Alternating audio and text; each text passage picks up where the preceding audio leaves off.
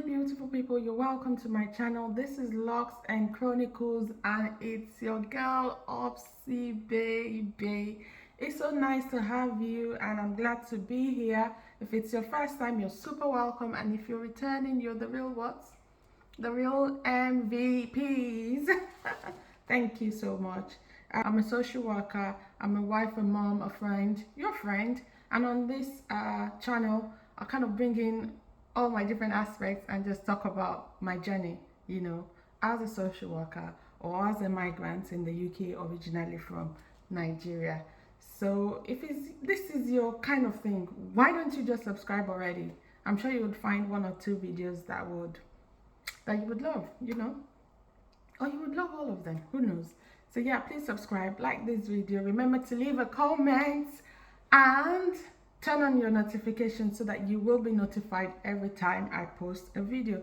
So today I'm going to be responding to one of the comments on my previous video, and they wanted me to talk about shared ownership. Okay, and I'm going to do that today. And it will please you to know that I am not a mortgage advisor, I'm not a financial advisor, so I'm not going to bore you with like mortgage details, financial details. I'm just going to tell you the journey, how we went through it, and how we achieved it. But I'm going to give you some quick facts and maybe dispel the myth that you have to be a first-time buyer for you to be able to get shared ownership. Not necessarily. You don't necessarily need to be a first-time buyer. So let's go through it according to the gov.uk website. I'm using two cameras. I'm experimenting. So forgive me if it looks like I'm not looking at you. And my lighting is coming from the side today, not from, the front. So forgive me. And let's just go with the flow. According to the gov.uk website, the household income must be less than £80,000 a year or £90,000 in London. So another eligibility criteria is that you cannot afford all the deposits and mortgage payments for the home that meets your need. So these two things, you have to have met them for you to be considered for shared ownership. So this is why I said you don't necessarily have to be a first-time buyer, because these are the two key things. And then you have to meet one of the other conditions that I'm going to read out. So it could be that you're a first-time buyer, or you used to own a home but cannot afford to buy a new one, or you are forming a new household, maybe after a relationship breakdown, a divorce, separation, anything like that, or you are an existing owner of a shared ownership property and you want to move. So yeah, you can also use that criteria. Or you own a home and want to move, but you cannot afford a new home that meets your needs. Maybe for instance, you own a home and your household has become bigger and you cannot afford to buy the property that would meet your need as a family. Then this is also another condition that can be used, as an eligibility condition. And then there is a note there on gov.uk saying for some homes you need to show that you work or live or have a local connection to the area where you're considering to buy the property. Now if you are over 55, there is a special scheme for you. You should look into that. It's called the Older People Shared Ownership Scheme. If you're long-term disabled, you might be able to buy on another scheme. And if you're a member of the armed forces or a former member of the armed forces, then under this scheme, you can be prioritized. You should be prioritized, even if you're no longer a member of the armed forces. Now that we've got all those very important eligibility conditions out of the way, I'm just going to tell you how we came into shared ownership. So I think it was in 2018, yes. We got a quick notice from our landlord. We had a 3-bedroom house that we were renting, and we were paying at that time, I think it was £550 or £570, something like that, 575, something like that we were paying. And all of a sudden, our landlord gave us a quick notice and asked us to move. Um, you know, we had issues with this landlord anyway. We had plenty issues with this landlord from day one, but we lived there for I think 6 years. So we weren't bad. Otherwise, he would have tricked us out like after the first 6 months initial agreement. But we just managed ourselves because the location, it wasn't the best, but it was central, so it was good, and the kids were already used to it because the flat where we lived before we lived in that house was on the same street, so they were literally born on that street. The children, and the school and everything was close by. So we weren't really thinking of moving. What we were thinking of doing was that we would start saving, and maybe because that was the year I was going to study social work, and my husband in that year, he came back into the UK, so he wasn't yet working. So we got a quick notice, and then we explained that we needed time, to move. It was just, everything was just a mess. So we asked our landlord if he could give us a bit more time, and he said yes, he could give us 3 months to move, but then he would raise the rent to I think £750, and if we didn't move in 3 months, he will again raise it to maybe £1,000 or something like that, just to make us move. So I had a discussion with my husband. We discussed about it, and we thought, well, we at that time we had been in the UK from 2006. My husband came, I came in 2007, and this was 2018. We've been here for so many years already. How about us thinking about maybe getting a place of our own? Because when we looked at house prices to rent, it was shocking. It was actually shocking. Then I kind of understood why the landlord wanted us to move, or why he was raising the rents, because house prices are completely gone out of order. It was completely off. So we thought, how could we be paying this much money, towards someone's mortgage? And then we also tried to see if we could get social housing, but it was just, the process was just so long and so ridiculously difficult. And we just bidding every week and all of that. With us having a quick notice, it just wasn't going to work. So then we agreed that we were going to buy a property. And then we thought, how much could we, like, what kind of property could we actually buy realistically? And it looked like what we could buy was like a 1 bedroom property, and that just will not meet our needs. We are 4 members of the family. We have a girl as our first, a boy as our second. They were already at ages where they couldn't even share a bedroom. They never even shared a bedroom before, or maybe they did, but at that time they weren't even sharing bedrooms anymore.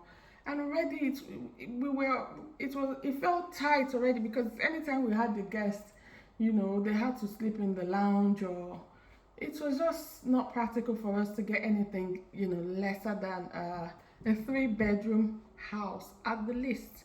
So that was it. It was a 3 bedroom house that could meet our condition to start with. We were going to be first time buyers, so we also fulfilled that criteria. And our household income was definitely less than £80,000. As a matter of fact, I think our household income at the point of consideration was just over £20,000. Yes. So we qualified in that regard. And boy, did we have local connection. Yes, we did. I mean, I was working in the local authority, and yeah, the children were going to school in the area. And what else was the other? And we could not afford all the deposits and mortgage payments for the home that would have met our needs. We just could not afford it. As a matter of fact, even the deposits for the shared ownership, it was us scratching everything that we had. It was like, my people would say, oh, walata. We had to, that means joining different, all our monies, everything that we had together to be able to form this deposit, and that was what we did. Now, just to talk about some of the challenges that we had. My husband wasn't working, and I was planning to go and study social work, but that happened later on. So we had some challenges. We had to be sure that we could meet our payments. So we had to do a lot of maths. We had to employ a mortgage advisor to go through things with us, a financial advisor as well, that went through things with us. And it wasn't just thorough, he was very picky. He was looking at things, everything. It wasn't even like he was he was with us looking at everything. So that was one challenge. And so first of all, we had to make an application to the housing association that was selling those properties. And then there was a long waiting period for us to know whether we were qualified for it or not. To cut the long story short, it was a time full of anxiety and nerves, and it was not a good waiting period. When they eventually came back to us and said that we were eligible and that we could buy, we then needed to show mortgage providers that we could actually pay. And what we had applied to buy was 50% of the property. At that time, the property was £200,000, so we needed £10,000 deposit. Now, the biggest challenge we had was myself and my husband. It was almost like all of my savings or everything that I could come up with was half of that. Everything that he could come up with was half of that. But because he wasn't actually working, it was difficult to consider his own savings. So what we had to do, it was then extended. Luckily, they were still building the homes, so the homes weren't ready. But the advice we then took from our mortgage advisor was that he had to be paying all the bills, 100% from his savings, whilst I had to save all of my income that was coming in, because it was my income that they were going to reckon with. Even though he had the money, they weren't going to reckon with it because he didn't have an income, a regular income. So that was how we kind of managed that aspect, that challenge. And so we had to then go for longer. I think we had to go for 3 more months, because I then had to build my account to where everything that was coming in for me was staying there so that it could make the deposits, whilst he was using his savings to just pay for the bills and everything that we had to do. So that's how we went about that together. And then when we finally had the money and made the application for the mortgage, oh my goodness, it was such a terrible waiting time. And the mortgage, it was good. I think you just have to use a mortgage advisor. It's better than you trying to do it on your own, because some lenders would say they could accept us, some would say they couldn't accept us for one reason or the other, and they would ask for more information and would go back and start again. It was just anxiety provoking. As a matter of fact, the landlord increased his rent. We were managing to pay that, whilst we were also trying to keep all the money that was coming in towards the mortgage. Eventually, the mortgage was approved, the home was built, and we were given our key, and I think we moved into our home on the 22nd of December that year. And all of these difficulties and preparation and everything, I think it must have taken about 6 to 7 months for us to achieve it. Obviously, the monies were not just something that came up in 7 months. It's something that over the years we were not eating with our 10 fingers, if you know what I mean. We were just having a bit of savings, even though it was a very low income household, but at least we had some things that we were keeping aside that helped us to be able to make this move. Now listen, after we made this move and we bought the property, and in a couple of years, my husband was then working, I had finished my program, and we wanted to buy 100% on the mortgage. You know what? We were rejected. A couple of times we were, and just to give you a hint of reasons why we were rejected, like I was doing some extra shifts at the time, but they said I had not done it for 2 years, so they couldn't accept my extra shifts, which I do with NHSP as a social worker, as a bank clinician.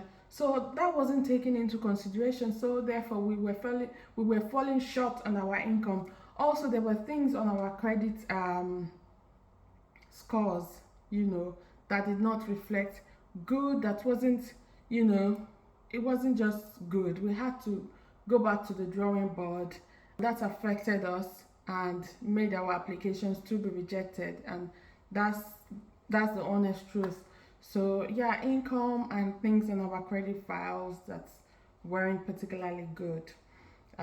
So yeah, we were rejected, and then we had to start again. As a matter of fact, it almost became like a spiritual thing, because then I just started praying.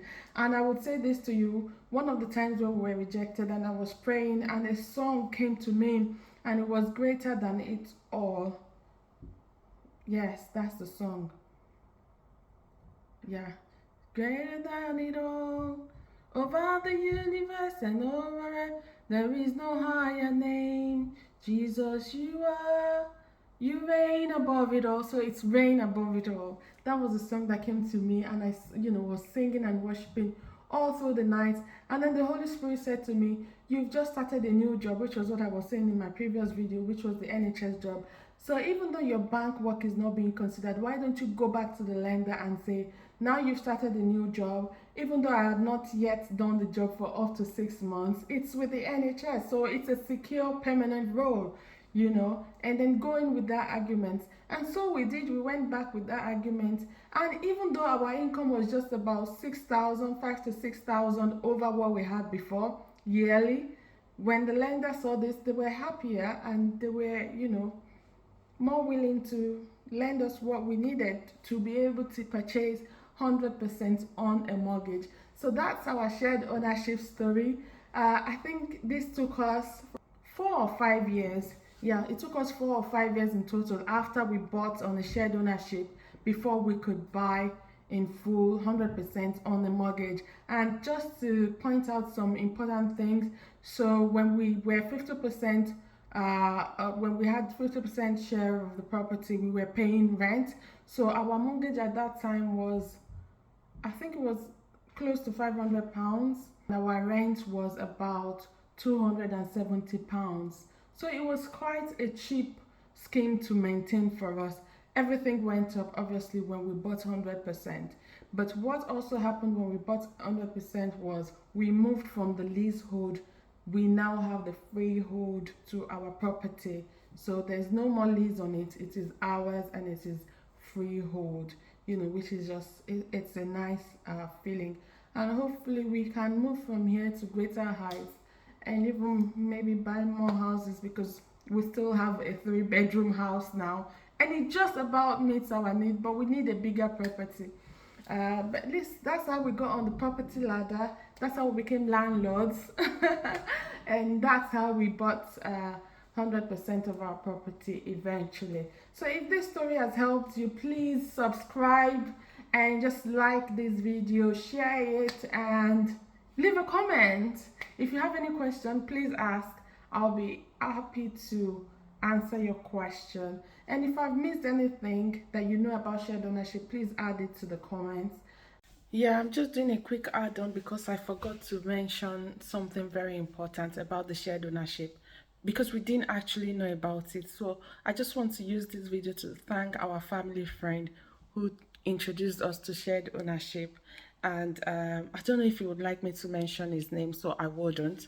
He was so involved. He introduced us to the scheme, and he helped us and supported us all through it. So that's how we knew about it. Otherwise, we wouldn't have known. Now, we wouldn't have been able to buy on a shared ownership. So I just wanted to add that to this video. Thank you. Remember, till I come your way next time, I really do love you. Bye.